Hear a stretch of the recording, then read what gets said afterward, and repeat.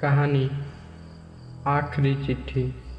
रात के ठीक 12 बज रहे थे और पूरे गांव में सिर्फ एक ही घर था जहां अभी एक दिया जल रहा था।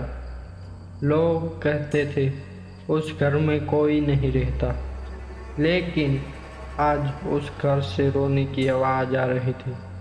रवि धीरे धीरे उस घर के पास पहुंचा। दरवाज़ा आधा खुला था और अंदर जमीन पर पड़ी थी एक पुरानी चिट्ठी। चिट्ठी पर लिखा था, अगर ये पढ़ रहे हो तो समझ लो मैं मर चुका हूँ।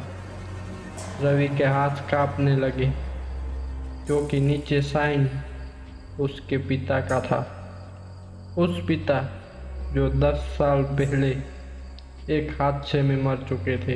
रवि ने वो कांपती उंगलियों से चिट्ठी खोली और चिट्ठी में लिखा हुआ था, रवि, सच है कि मैं मरा नहीं हूँ, मैं छुपा हूँ और उससे जिससे आज तुम मिलने वाले हो।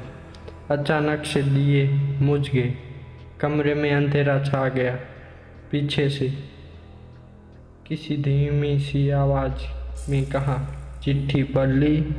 रवि की सांसें अटक गई। वो आवाज़ उसे बहुत ही अच्छी तरह से याद थी।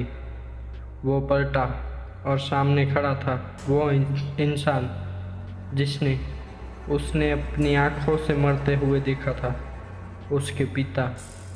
लेकिन उनकी आँखों में इंसानियत नहीं थी, सिर्फ एक भयानक सच्चाई। पिता बोले, अब सच जानने के बाद तुम्हारे पास 2 रास्ते हैं, या तो मेरे साथ रहो या फिर इस राज के साथ मर जाओ।